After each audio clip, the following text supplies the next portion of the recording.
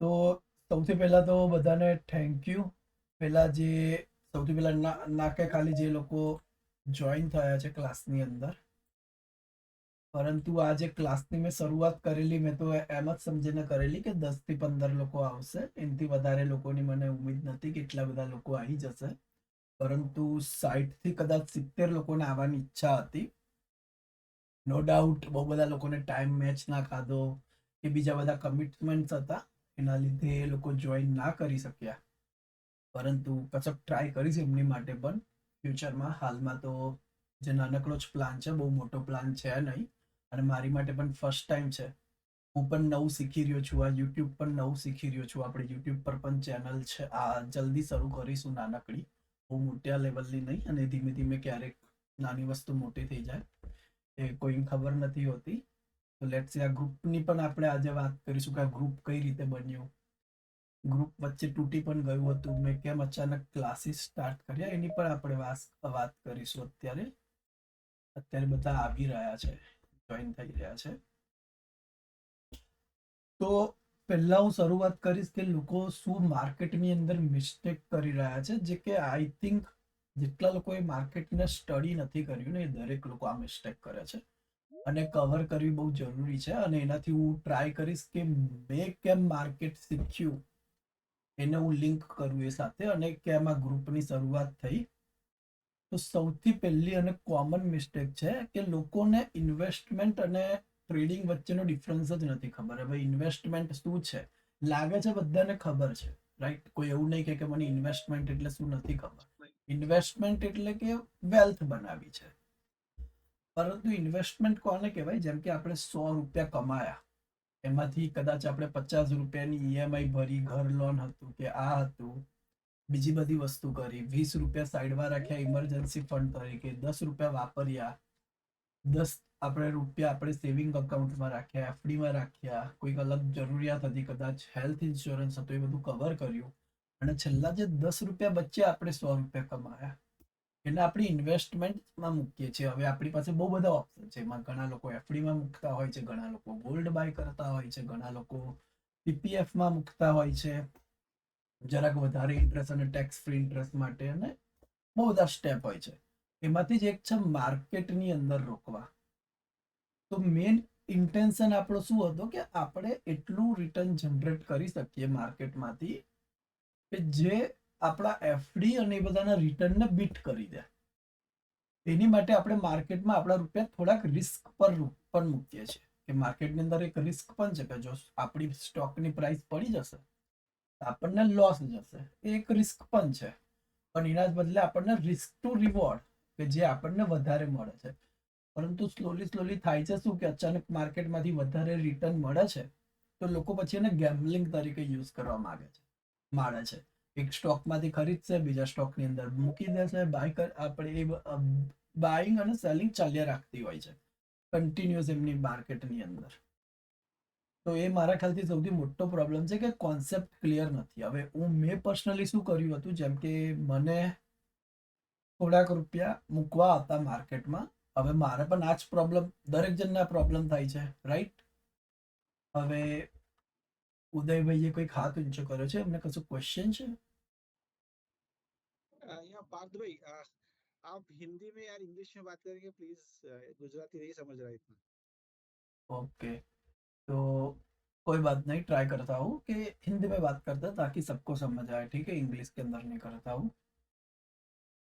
तो दिक्कत यही है कि हम इन्वेस्टमेंट एंड जो कि हमारा ट्रेडिंग है उसको मिक्स कर देते हैं, और मैं भी वही सेम चीज़ से गुजरा हुआ हूँ. मैंने भी सेम ही प्रॉब्लम्स फेस किए हुए हैं. तो मैंने क्या किया कि सर्टन अमाउंट को इन्वेस्टमेंट में लगा दिया, एंड देन क्योंकि थोड़ा सा अमाउंट जो कि मैं 100% लॉस करने के लिए रेडी हूँ, कि अगर शायद वो पैसे मेरे पास नहीं भी रहे तो मुझे कोई दिक्कत नहीं है, तो उतने से ही मैं ट्रेडिंग करता हूँ, उससे ज़्यादा से मैं ट्रेडिंग नहीं करता. सबसे मैंने अपने इन्वेस्टमेंट को अलग किया एंड ट्रेडिंग की अमाउंट को अलग किया, एंड देन उसी से ही मैंने ट्रेडिंग की. तो मैंने इस तरह से उसका सॉल्यूशन लाया, क्योंकि मुझे भी अच्छा लगता है कि स्मॉल कैप के अंदर या फिर ऐसे फास्ट ग्रोइंग स्टॉक के अंदर मैं अपने पैसे लगाकर उसको भी मैं ऊपर ले जाऊँ. तो वो मेरी वो हम सभी सेम ही है, ठीक है? उसमें कोई अलग नहीं है.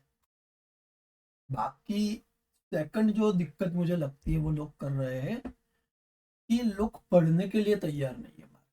और ये सबसे सबसे सबसे ज्यादा कॉमन दिक्कत है सभी के लिए, कि वो लोग रेडी नहीं है पढ़ने के लिए मार्केट को। ठीक है, वो लोग क्या करेंगे उसके बजाय किसी और के ऊपर रिलाई, जैसे कि हमारे ग्रुप के अंदर सब लोग रिलाई करते हैं कि भाई आप मुझे कोई रिकमेंडेशन दो, कोई आप मुझे कोई रिकमेंडेशन दो, या फिर मैं उस हिसाब से काम करूंगा। लेकिन आपके लॉस की जवाबदारी कोई लेने के लिए रेडी नहीं है, कोई होगा भी नहीं, कोई भी नहीं होगा। उससे होता क्या है कि हम इवेंचुअली ऐसे लोगों के साथ फंस जाते हैं जो कि बोलते हैं कि भाई हम प्रीमियम कॉल देंगे आपको, आप हमारे साथ जुड़ जाओ। 4-5 हज़ार रुपये हम देने के लिए रेडी हो जाते हैं मंथली, कि ये मेरे स्टॉक को अच्छा ऊपर ले जाएगा, मुझको पैसे कमा कर देगा, मेरी वेल्थ क्रिएट करके देगा। तो 4-5 हज़ार रुपये हम उसको दे देते हैं, लेकिन पढ़ने के लिए तैयार नहीं होते हैं। ये यही फर्क है कि देखो, क्या बोल सकते हैं, कोई तो अगर एक मजदूर है फॉर एन एग्जांपल एंड एक इंजीनियर है, तो मजदूर को शायद इंजीनियर से ज़्यादा पता चलता होगा। जैसे कि मेरी फील्ड की बात करूँ, या फिर हम मैं भी एक सिविल इंजीनियर हूँ। मैं वैसे मार्केट के अंदर फुल टाइम रही हूँ ना, तो मैं कोई स्टॉक ब्रोकर हूँ। ठीक है, मैं भी सिविल इंजीनियर हूँ एंड मैं भी कंस्ट्रक्शन फील्ड में हूँ। तो दिक्कत क्या है कि मुझसे भी ज़्यादा पता कई बार होता है कि लेबर्स को होता है।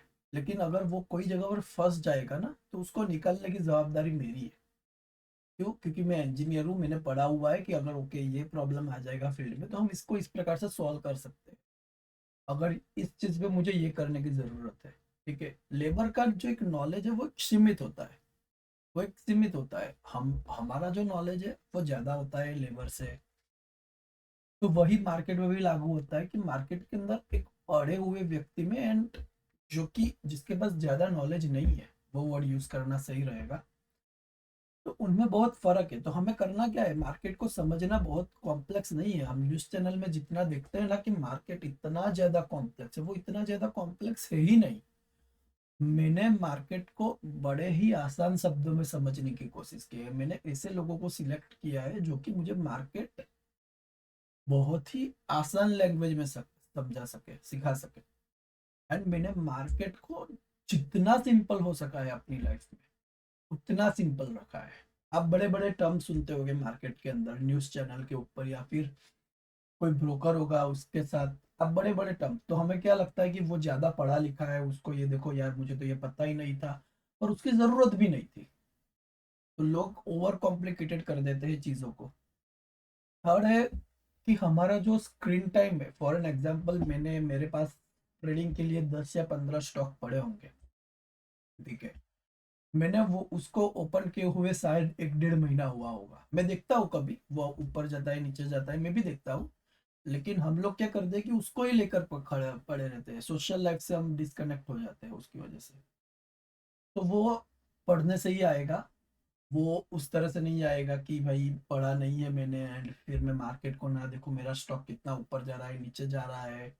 ठीक है, हम सब लोग वही करते हैं कि भाई मार्केट के अंदर हम 24 घंटे, जितने भी घंटे मार्केट ओपन हो, मंडे टू फ्राइडे मार्केट को ही देखे रहते हैं। अगर कोई स्टॉक लॉस के अंदर जा रहा होगा, टेंशन में आ जाएंगे, लॉस बुक नहीं करेंगे, 60-70% गिर जाएगा स्टॉक, फिर भी लॉस नहीं बुक करने की हिम्मत होती है ना। प्रॉफिट के अंदर आ गया, 5% प्रॉफिट हो गया, प्रॉफिट बुक कर लेंगे, एक्साइटेड हो जाएंगे, अरे यार आज स्टॉक इतना ऊपर चला गया, है ना। हम लोग लॉस को या उन सबको ज्यादातर ऐसा है कि लॉस हम बर्दाश्त नहीं कर सकते, हम प्रॉफिट हो वो भी हम बर्दाश्त नहीं कर सकते। ऐसा नहीं है सिर्फ लॉस। तो स्टॉक मार्केट है वो एक बिजनेस की तरह है, वो आपका बिजनेस है। ठीक है, तो बिजनेस के अंदर लॉस भी होता है प्रॉफिट भी होता है, लेकिन हम वो समझते नहीं है। अब लॉस ज्यादा ले नहीं सकते हैं एंड प्रॉफिट हो वो जल्दी ले लेते हैं, जबकि एक्चुअली जित बहुत सारे लोग यहाँ पर मेरे से बड़े हो गए, बिजनेसमैन भी हो गए, वो मेरी बात से रिलेट कर पाएंगे कि हम लॉस है वो कम लेते हैं बिजनेसमैन। जैसे कि मैं अपने पापा की बात करूँ, वो मैं वहाँ अपनी शॉप पर, वो बर्तन की शॉप है एक, तो वो क्या करते हैं, कई बार छोटे मोटे लॉस ले लेते हैं, और मैं कभी बार पूछता हूँ कि पापा, मैं भी थोड़ी बार बैठता था शॉप के ऊपर, पूछता हूँ कि पापा ये तो हमने इतने रुपए में खरीदा था, उसको इतने की इतनी प्राइस में हमने जाने दिया, क्यों? तो पापा मुझे बोलते थे सीजन आ रही है, तो उसके अंदर मुझे ज्यादा सेल करना है, उसके लिए इसको मैं लॉस में निकाल रहा हूँ।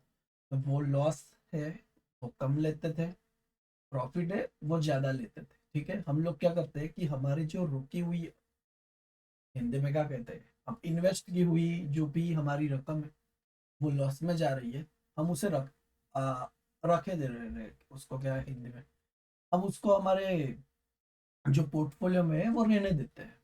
जबकि हमें करना क्या चाहिए कि उसको लॉस के अंदर निकाल कर हमें एक ऐसा स्टॉक ढूंढने की कोशिश करनी चाहिए जो कि जल्दी ऊपर जाएगा।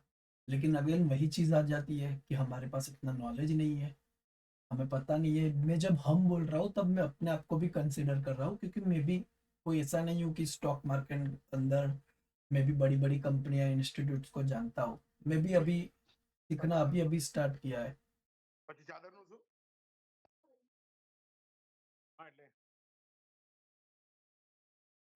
सबको म्यूट कर दो ना प्लीज, है ना? तो ये दिक्कत आ जाती है। अब एक और दिक्कत है कि हमें ब्रोकर हमको गलत मिल जाते हैं, है ना? बहुत सारे लोगों को ऐसा हुआ होगा, मेरे ही बहुत सारे कांटेक्ट में ऐसे लोग हैं जिनको गलत ब्रोकर मिल गया है, जिन्होंने उनको लॉस में डाल दिया है। अब उन्हें पता नहीं चल रहा वो लोग क्या करें। ब्रोकर, हम जब भी हम किसी भी ब्रोकर को पसंद करते हैं तो ब्रोकर का क्या होता है कि स्टॉक मार्केट में ज्यादा कमानी है नहीं स्टॉक ब्रोकर के लिए। उनको भी 100 रुपए का अगर हम स्टॉक को बाय करते हैं ना, तो उनको 100 रुपए के ऊपर 20 पैसे मिलते हैं। तो वो भी क्या करता है कि आपसे ट्रेडिंग करवाता है ज्यादा से ज्यादा, ताकि उसके भी घर के अंदर उसको भी वो काइंड ऑफ अनएथिकल प्रैक्टिस है। लेकिन एक तरह से देखना जाए तो क्या है, वो लीगल, उसको भी अपना घर चलाना है, तो वो भी गलत नहीं है। पर हमें एज अ हम एज अ इन्वेस्टर, हमारी जिम्मेदारी खुद आती है कि हमको पढ़ाई करनी चाहिए, हम किस चीज में पैसे को लगा रहे हैं। अगर आप कोई जॉब कर रहे हो, बिजनेस कर रहे हो, तो आपने उसके लिए पढ़ाई की हुई है। ऐसा जरूरी नहीं है कि आपने इंजीनियरिंग की, आईआईटी की डिग्री ली हुई हो, लेकिन एटलीस्ट आपको उसके बारे में पूरा नॉलेज है कि आप क्या कर रहे हो अपनी जिंदगी में। तो जैसे कि मैंने भी कहा कि ये जो स्टॉक मार्केट है वो भी एक आपका बिजनेस है, ठीक है? वो ऐसी कोई चीज नहीं है कि वो आपका बिजनेस नहीं है, ये आपका बिजनेस ही है। आप किसी भी स्टॉक के अंदर आप स्टॉक को बाय कर रहे हो, मतलब कि एक कंपनी के छोटे से पोर्शन को आप बाय कर रहे हो। तो वो कंपनी क्या कर रही है, वो कंपनी कितनी ऊपर जाएगी, वो कंपनी के अंदर प्रॉफिट हो रहा है, लॉस हो रहा है, वो कंपनी को चला कौन रहा है, वो कंपनी को जो चला रहा है वो क्या लीगली एथिकली सही तरीके से चला रहा है नहीं चला रहा है, ठीक है? हमें वो सारी चीजें पता होनी चाहिए। अगर हमें पता ही नहीं है, हम अंधाधुंध उसके अंदर पैसे लगा रहे हैं, मतलब कि क्या हो रहा है कि हम इस तरह से इन्वेस्ट कर रहे हैं कि हम उसके बारे में, हम जिसको नॉलेज नहीं है, हम अनपढ़ तो नहीं कहूंगा मैं, ऐसा कहूंगा कि कम नॉलेज है हमारे। तो मैंने भी यही सारी चीजें जो अभी मैंने डिस्कस, जब मैंने शायद 2020 के अंदर, 2021 के आसपास मैंने इन्वेस्ट करने की शुरुआत की, तो यही सारी चीजें मेरे दिमाग में भी आती थी कि ये मैं क्या कर रहा हूँ, मैं किस कंपनी में पैसा लगा रहा हूँ, क्यों लगा रहा हूँ इस कंपनी में पैसे। मुझे पता ही नहीं चलता था। मैं न्यूज़ चैनल देखता था, वो लोग अलग अलग बड़े बड़े टर्म्स यूज करते थे कि ये हो रहा है, ये कंपनी में ये हो रहा है, मुझे वो टर्म के बारे में पता ही नहीं था। लेकिन ये छोटी थी तो सीखने की इच्छा ज्यादा थी। सीखा मैं, बहुत सारी चीजें सीखी मैंने, बहुत सारे लॉस उठाए स्टार्टिंग के अंदर। मैंने मोर देन 10-15 कोर्सेज किए होंगे, मुझे खुद याद नहीं है मैंने कितने कोर्स किए हैं स्टॉक मार्केट सीखने के लिए। बहुत सारे नॉलेज को इकट्ठा किया, बाद में मैंने उसको सिंप्लीफाई किया अपनी तरीके से।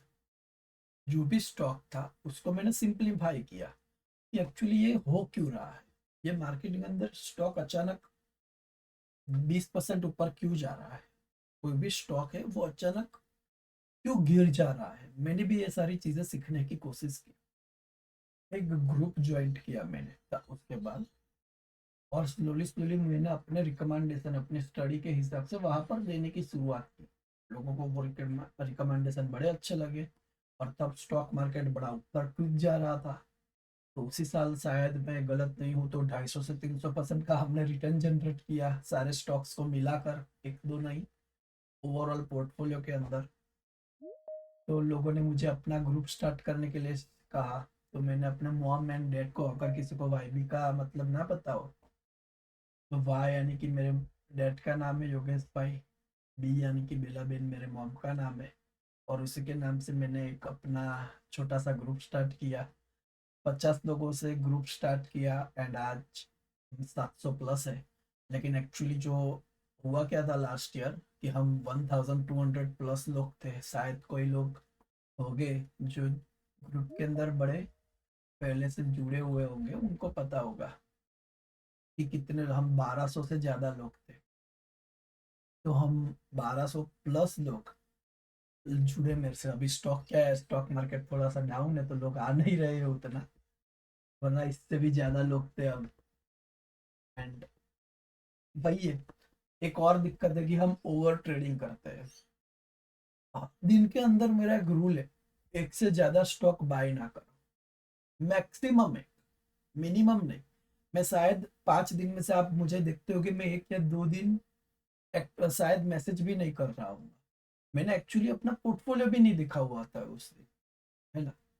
मैं एक ट्रिगर प्राइस रख देता हूँ, क्या करता हूँ कि मैं एक स्टॉक को बाइंग एंड सेलिंग की प्राइस रख देता हूँ फिक्स, एंड मैं भूल जाता हूँ कि मैंने वो स्टॉक लिया भी है या नहीं भी लिया है।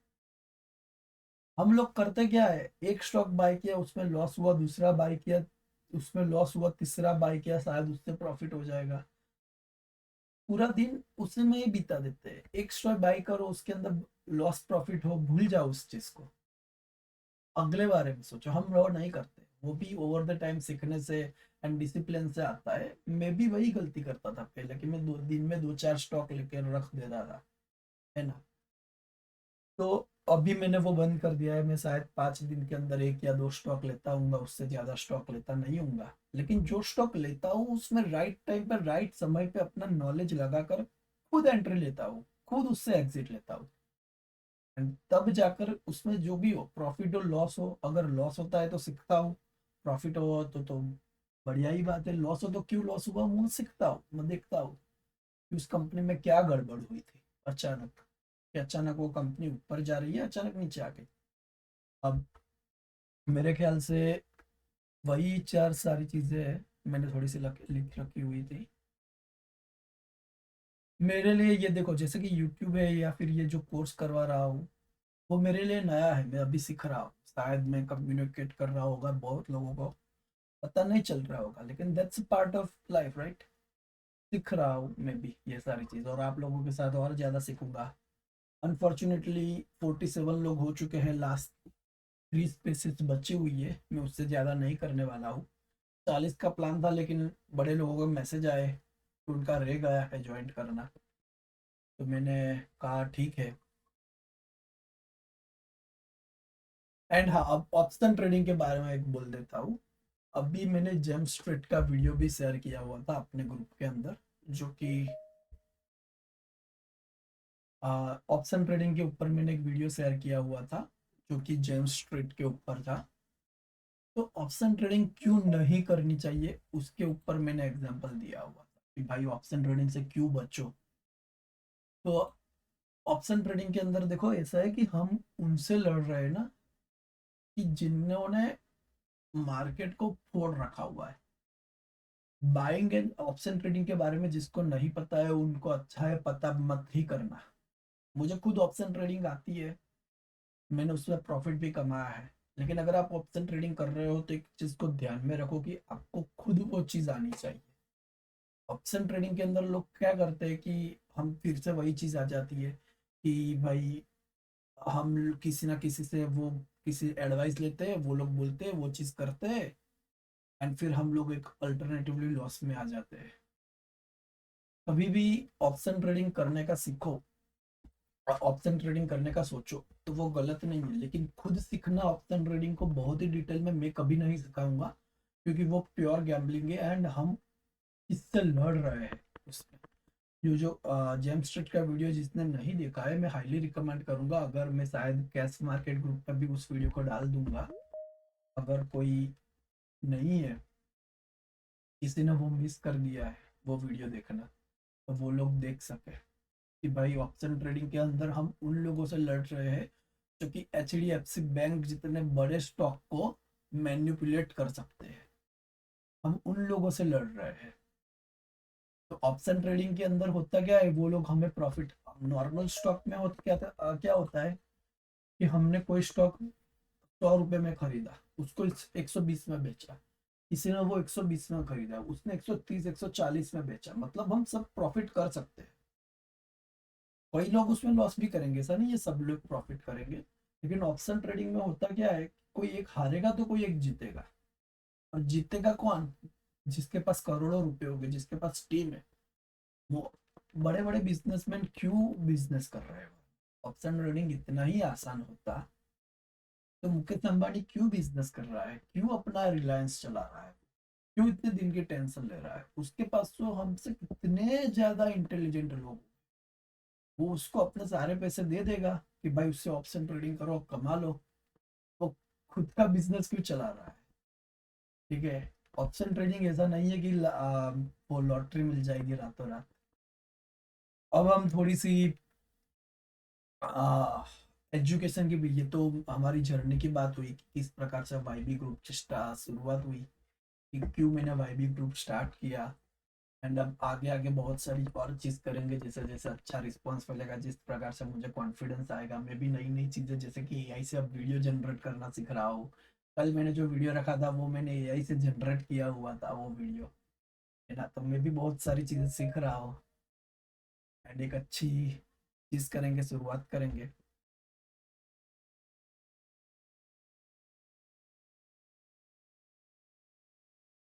वाईबी के बारे में मैं कुछ और बात करूँ तो ये ग्रुप का जो मेन इंटेंशन यही है कि जितना हो सके वो फ्री में नॉलेज में दे पाओ लोगों को, जितना हो सके। ये कोर्स जो पेड है, बहुत सारे लोगों को लग रहा होगा कि मैंने कहा था मैं लाइफ टाइम फ्री में दूंगा, लेकिन मेरी ये कमिटमेंट है। या 8 लेक्चर तो मैंने कहने के लिए रखे हैं, शायद 10 12 लेक्चर भी हो जाएंगे, क्योंकि जो मैं दूंगा वो ऐसा है कि मैं जितनी, मेरे में जितना नॉलेज है मैं 100% दूंगा। उसमें एक दो चीज भी रह जाएगी तो वो ऐसा नहीं होगा कि मैं नहीं कवर करूंगा, उसको मैं कवर करके रहूंगा, चाहे उसके लिए मुझे 3 4 लेक्चर और लग जाए, है ना। लेकिन वही चीज़ है कि कमिटमेंट है मेरी 12 13 दिनों की। एंड अगर आप शायद बाहर कोई मुझको बहुत सारी मेंबरशिप, जैसे कि ये टीम्स की मेंबरशिप मुझे लेनी पड़ेगी और बहुत सारी मेंबरशिप से मुझे लेनी पड़ेगी, तो वही सारी चीज़ आ जाती है कि मेंबरशिप्स मुझे लेनी पड़ रही है जिसके लिए पैसे लग रहे हैं। जैसे मैंने कहा कि मैंने स्टार्टिंग में बिजी लोग सोचे थे, उससे ज़्यादा नहीं सोचा था, क्योंकि इससे पहले भी मैं स्टार्ट किया था तब सिर्फ 4 ही लोग आए थे। मुझे नहीं लगा था कि 20+ लोग भी आएंगे, पर आ गए। चलो ठीक है। तो अब हम ट्रेडिंग व्यू करके एक एप्लीकेशन है उसको सीखने की कोशिश करते हैं। ट्रेडिंग व्यू बड़ा इंपॉर्टेंट है। मैं उससे पहले एक वीडियो छोटा सा फोटो ले लेता हूँ, जिसको अपना कैमरा ऑन करना है वो कर ले,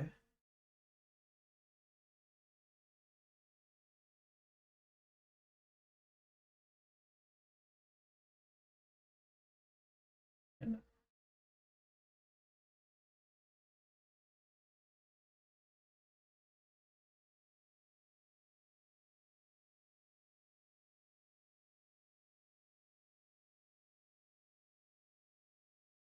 थैंक यू सब लोगों ने अटेंड किया। आज का ये छोटा सा ही लेक्चर है, आज ज़्यादा बड़ा है नहीं ये लेक्चर, ये ट्रायल ही है। तो थैंक्स एवरीवन। मैं अभी एक स्क्रीन शेयर कर रहा हूँ।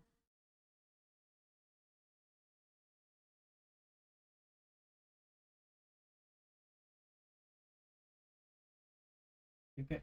अब हम ट्रेडिंग व्यू क्या है एंड किस प्रकार से चार्ट को हम देखते हैं उसके बारे में, और ट्रेडिंग व्यू का ओवरव्यू देता हूँ। ट्रेडिंग व्यू आप लैपटॉप में भी, ये अभी फिलहाल मैं लैपटॉप यूज कर रहा हूँ, आप ये मोबाइल में भी यूज कर सकते हो इस चीज को।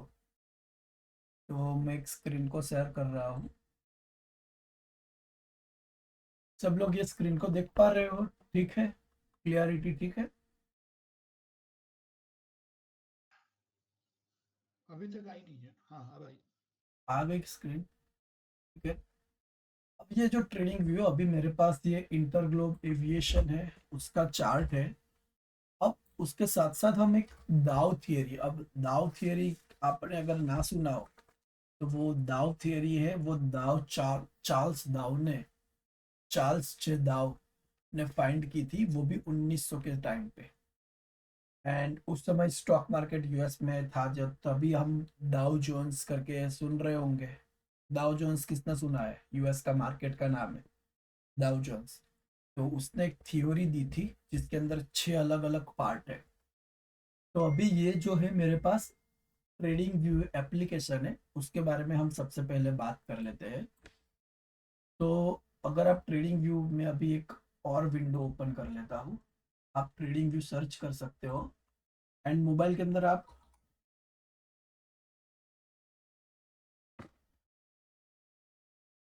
अगर आप ट्रेडिंग व्यू सर्च करोगे तो आप दुनिया के सभी मार्केट को एक ही एप्लीकेशन में सर्च कर पाओगे। तो वो है ट्रेडिंग व्यू। तो कुछ इस प्रकार की आपको विंडो देखेगी, आपको लॉगिन करने के लिए बोलेगा, आप उसमें आप लॉगिन कर सकते हो। तो आपको कुछ इस प्रकार से दिखेगा। ठीक है, ये कुछ इस प्रकार का आपको विंडो दिखेगा। तो एक्स एंड वाई दो चीजें हमने सुनी होगी। तो आपको इस साइड पे जो एक्स है, वहां पर आपको स्टॉक की प्राइस दिखेगी। एंड ये जो वाई बार है, उसके अंदर आपको डेट्स दिखेगी। नाउ ये जो कैंडल सारी बन रही है, वो अभी मैंने फिलहाल एक दिन के ऊपर सेट की हुई है कि मुझे एक दिन की कैंडल दिखे। यानी कि ये कैंडल जो है वो, अगर आप किसी भी कैंडल के ऊपर अपना ये एरो रखोगे ना, तो आपको उसकी डेट दिखाएगा। तो नीचे आप वाई के ऊपर देख सकते हो, यहाँ पर आप डेट देख सकते हो। तो ये जो कैंडल है वो बनी थी 1 अगस्त को। इसके पास वाली कैंडल थी वो 30 जुलाई को बनी थी। तो आप उस प्रकार से डेट देख सकते हो। यहाँ पर अगर आपको डे से मंथ में चेंज करना है, या फिर इवन 1 मिनट में भी चेंज करना है, आप सेकंड में भी चेंज कर सकते हो। ये सारी चीज आप यहाँ से कर सकते हो। तो फॉर एन एग्जाम्पल, मुझे 1 मिनट का चार्ट देखना है, तो ये मुझे 1 मिनट का, आप इससे यहाँ से जूम इन जूम आउट भी कर सकते हो कुछ इस प्रकार से। Zoom in and zoom out भी कर सकते हो।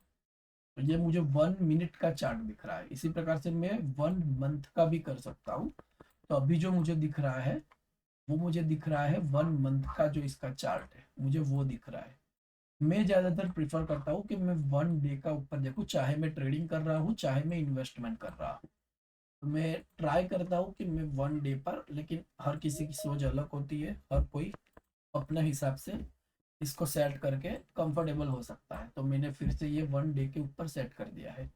अब ये जो है वो कैंडल है। कैंडल, कैंडल देखने का बेनिफिट भी है, लॉस नुकसान भी है। जैसे कि ये कैंडल है, तो आप यहाँ पर देखोगे ना ऊपर किसी भी कैंडल का, तो वो कैंडल किस प्राइस पे ओपन हुई थी, उसका क्या हाई है, क्या उसने लो बनाया था उस दिन के अंदर, एंड किस प्राइस पे उसने क्लोजिंग दी थी, वो सारी चीज आप देख सकते हो। उसके साथ साथ उसके परसेंटेज, जैसे कि ये दिन ये -2.06% पर क्लोज हुई थी। तो आप कैंडल के ऊपर ये सारी चीज देख सकते हो। लेकिन कई लोग होते हैं या फिर बिगिनर्स होते हैं, उसे कैंडल इतनी अच्छी नहीं लग रही है।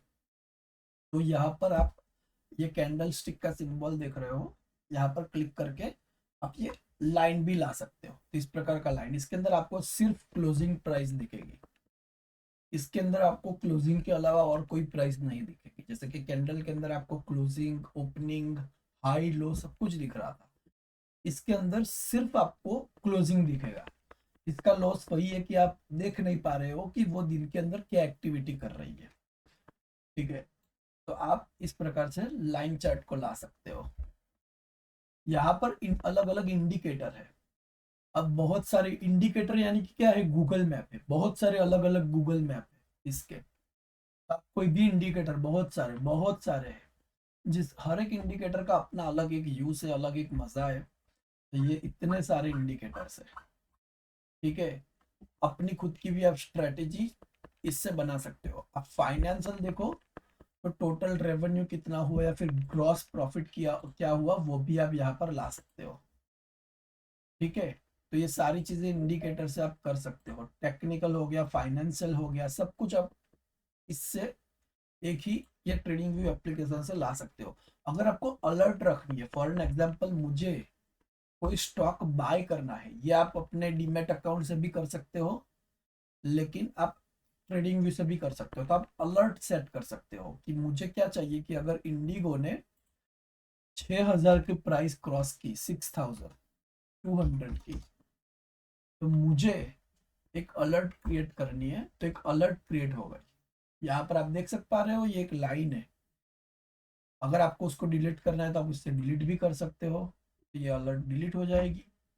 आप ये जो नीचे देख रहे हो ना, ये जो ग्रीन रेड कलर का है, वो है वॉल्यूम।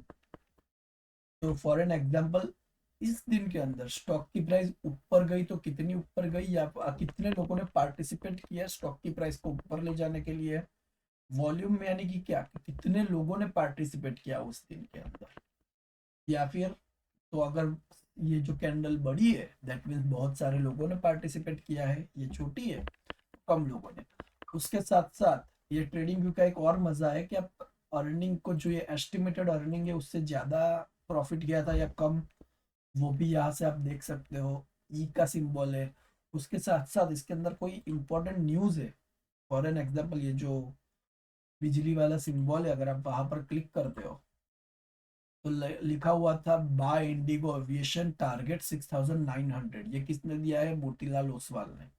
बहुत सारी जो लेटेस्ट न्यूज है वो इसके ऊपर आ जाएगी नाउ। अगर मुझे खुद नहीं पता था कि ऐसा कोई, ये बाय स्टाइल रिकमेंडेशन के लिए मैंने ओपन नहीं किया हुआ है, ठीक है। ये सिर्फ इसने लिखा हुआ था, मैंने भी अभी पढ़ा। अगर आपको बाई करना है तो आप 6,900 के लिए कर सकते हो, लेकिन लॉस हो सकता है, ठीक है। जैसे मैंने कहा कि आप लॉस को भी ध्यान में रखना। उसके साथ साथ यहाँ पर आप देख सकते हो तो बहुत सारी अलग अलग चीजें हैं। जैसे कि आपको लाइन ड्रॉ करनी है, ये ट्रेंड लाइन, मुझे यहाँ से कोई ऐसी लाइन ड्रॉ करनी है, या फिर मुझे यहाँ पर कोई इस तरह से और सारी बहुत सारी चीजें हैं, कुछ इस प्रकार का मुझे ड्रॉ करना है इसके ऊपर, तो ये सारी चीज आ जाएगी इसके अंदर, ठीक है। तो ये सारे टूल्स है अलग अलग। जैसे कि मुझे यहाँ पर कुछ लिखना है, ये कुछ टेक्स्ट का है, तो बाय मैं यहाँ पर लिख सकता हूँ। अब हर एक का अलग अलग यूज है।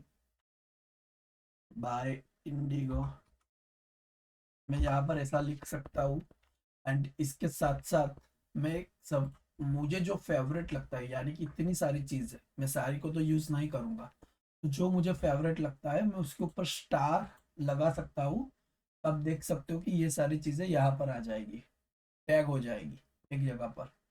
फिर मैं उसको आसानी से इसको एक्सेस कर सकता हूँ, मुझे ये सारे ऑप्शन में नहीं जाना पड़ेगा।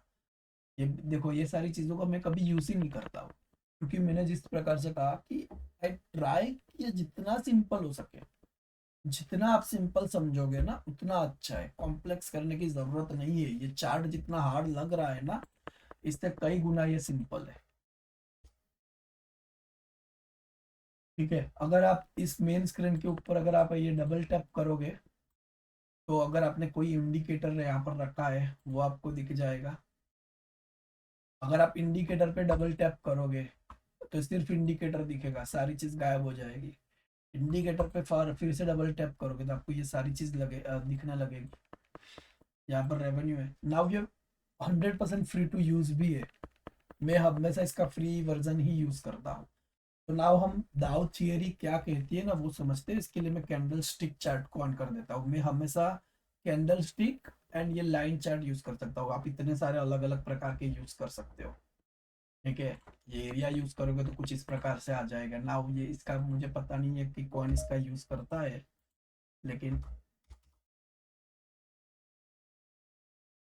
तो हम करते क्या है, सबसे पहले निफ्टी को ला देते हैं यहाँ पर, ताकि आपको, तो यहाँ पर आप जो ये इंडिगो लिखा हुआ है ना, यहाँ पर इंडिगो लिखा हुआ है। अब आप कोई भी कंपनी ला सकते हो, मैं निफ्टी ला देता हूँ, क्योंकि मैं किसी भी कंपनी पे बाय सेल का रिकमेंडेशन नहीं देना चाहता हूँ। तो यह देख सकते हो निफ्टी 50 इंडेक्स, इसको मैं सिंपली ला देता हूँ। तो ये निफ्टी जो अभी फिलहाल कर रही है, मैंने बहुत सारी चीजें उसके ऊपर ड्रॉ कर रखी है ऑलरेडी, आप देख सकते हो। मैं ये सारी चीजें शेयर भी करता हूँ ग्रुप के अंदर, तो देख सकते हो मैंने अलग अलग चीजें अलग अलग टूल की जगह पर ड्रॉ कर रखी है। हम दाव थियरी को समझने की कोशिश करते हैं चार्ट के नजरिए से, ठीक है। तो दाव ने टोटल 6 थ्योरीज दी थी। तो सबसे पहली थ्योरी है कि मार्केट जो है ना, वो सारी चीजों को, जो मार्केट है वो पहले से प्रीएम्प्ट कर लेता है, यानी कि न्यूज बाद में आती है, मार्केट को उस चीज के बारे में पहले से पता हो जाता है। ना आपको मैं उसका बहुत ही बढ़िया एग्जांपल दूं ना, तो वो है कोविड का। तो कोविड के समय हम सबको पता था कि मार्केट बहुत ही ज्यादा गिरा है।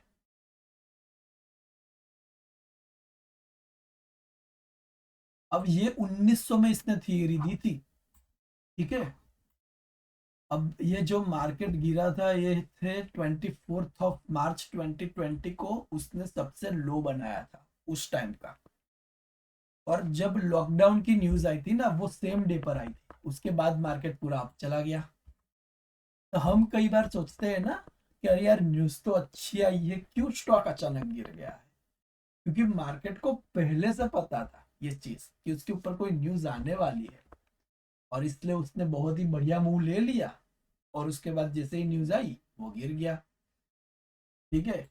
तो न्यूज मार्केट पहले से सारी चीज को प्रीएम्प्ट कर लेता है, न्यूज हमेशा बाद में आती है। सबसे पहले जो काम होता है वो मार्केट कर लेता है। कोई भी न्यूज हो, चाहे ट्रम्प के टैरिफ हो, इसलिए मैंने कहा था ना कि ट्रम्प के टैरिफ है, उससे घबराने की जरूरत नहीं है। जितना गिरना था वो मार्केट गिर चुका है। दूसरा उसने कहा था वॉल्यूम के ऊपर। तो वॉल्यूम जितना अच्छा हो, फॉर एन एग्जाम्पल अगर स्टॉक होता है वो अगर ऊपर जा रहा है, साथ में उसमें वॉल्यूम भी ज्यादा आ रहा है, डेट मीन कि वो सही में कुछ अच्छा होने वाला है स्टॉक में।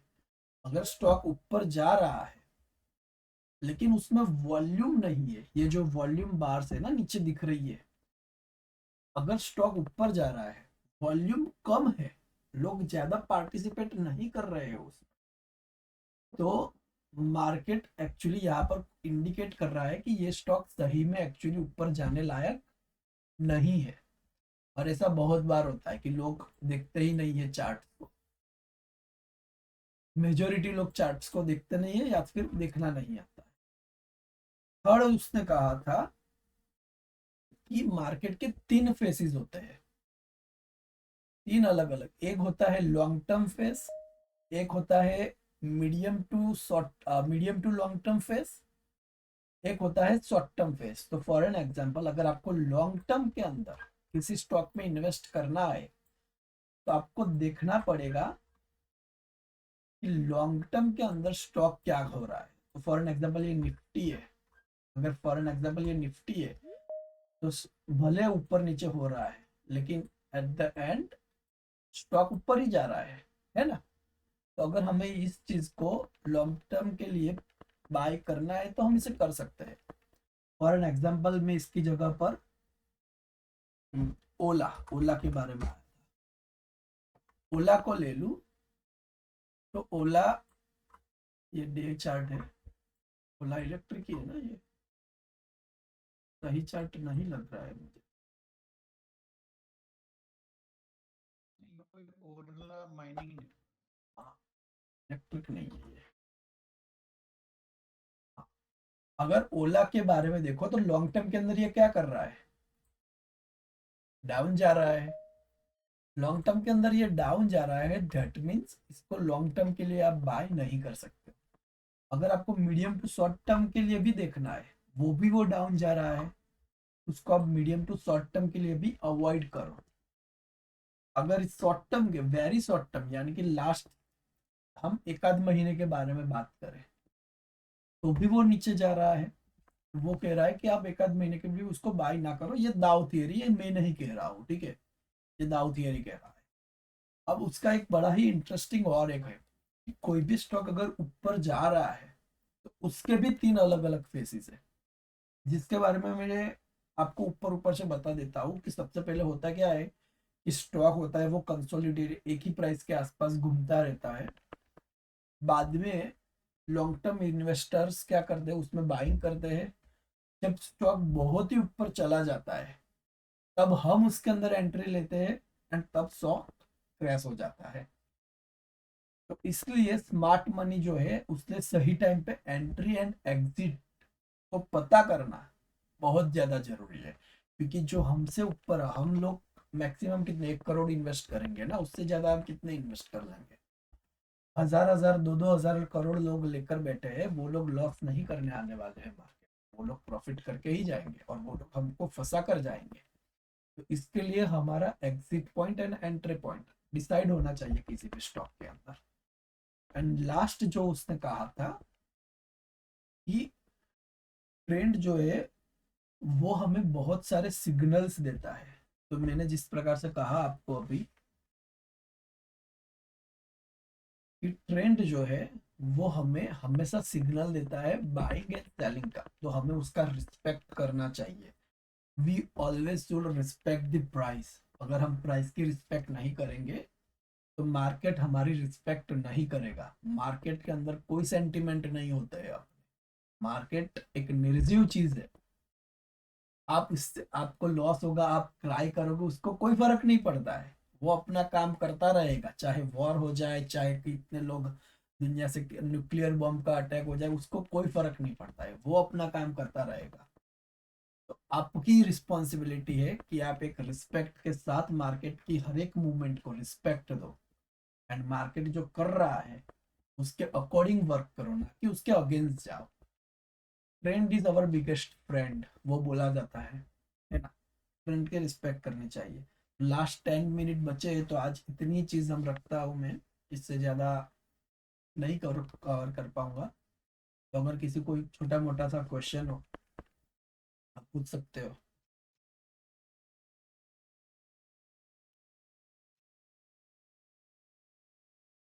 किसी को कोई डाउट हो या ऐसा कुछ भी हो